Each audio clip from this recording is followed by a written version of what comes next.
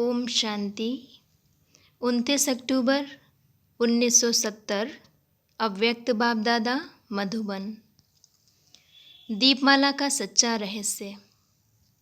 आज बाप दादा दीपमाला देख रही हैं। यह दीपों की माला है ना। लोग दीपमाला मनाते हैं। बाप दादा दीपमाला देख रहे हैं। दीपक कौन से अच्छे लगते हैं? जो दीप अखंड और अटल होता है, जिसका घृत कभी खुटता नहीं, वही अखंड जलता है। अपने को ऐसा दीपक समझते हो? ऐसे दीपकों की यादगार माला है। अपने को माला के बीच चमकता हुआ दीपक समझते हो? ऐसे समझते हो कि हमारा यादगार आज मना रहे हैं। दीपमाला के दिन 2 बातें विशेष ध्यान पर रखनी होती हैं। दीपमाला पर किन बातों का ध्यान रखते हैं? सफाई रखते हैं, नया चोपड़ा बनाते हैं, परंतु लक्ष्य क्या रखते हैं? कमाई का। उस लक्ष्य को लेकर सफाई भी करते हैं। तो सफाई भी सभी प्रकार से करना है और कमाई का लक्ष्य भी बुद्धि में रखना है। यह सफाई और कमाई का दोनों कार्य आप सभी ने किया है। अपने आप से संतुष्ट हो। जब कमाई है तो सफाई तो ज़रूर होगी ना। इन दोनों बातों में संतुष्टता होना आवश्यक है। लेकिन यह संतुष्टता आएगी उनको जो सदैव दिव्य गुणों का आवाहन करते रहेंगे।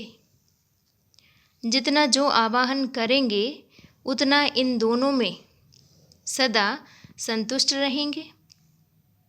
जितना जितना दिव्य गुणों का आवाहन करते जाएंगे उतना अवगुण आहुति रूप में खत्म होते जाएंगे।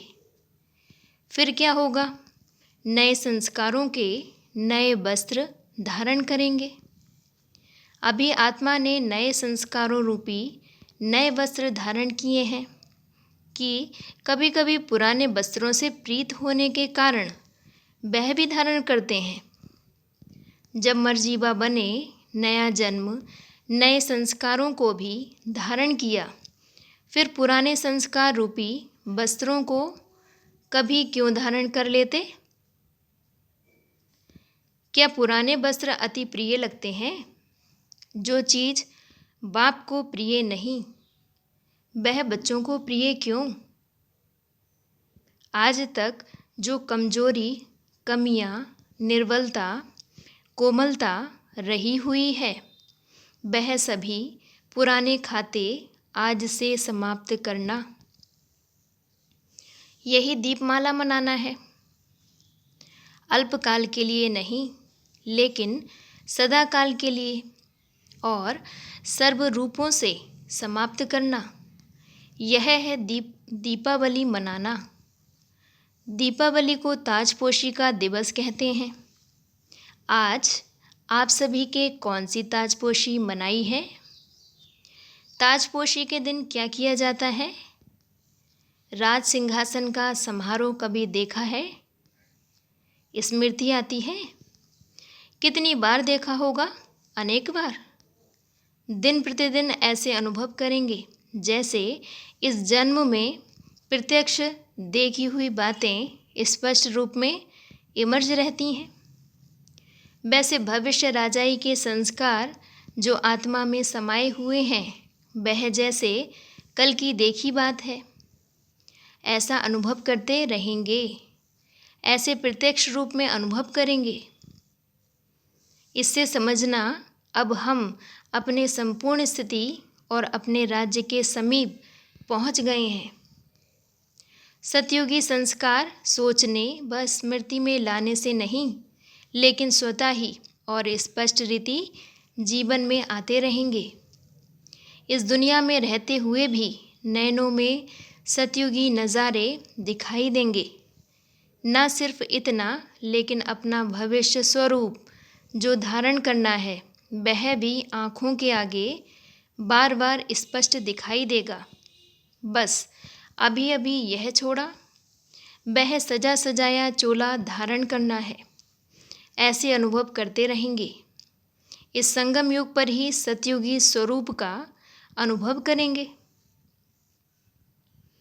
पुरुषार्थ और प्रारब्ध दोनों रूपों से हर एक को प्रत्यक्ष देखेंगे। तो आज दीपावली के दिन दिव्य गुणों का आवाहन करना है। अभी फिर भी मुख से निकलता है कि हाँ, कल्प पहले यह किया होगा, लेकिन पीछे यह शब्द बदल जाएंगे। इस कल्प की बात हो जाएगी। 5000 वर्ष की बात इतनी स्पष्ट स्मृति में आएगी जैसे कल की। जैसे साइंस के साधन से दूर की चीज़ भी समीप और स्पष्ट दिखाई पड़ती है, जिसको दूरबीन कहते हैं।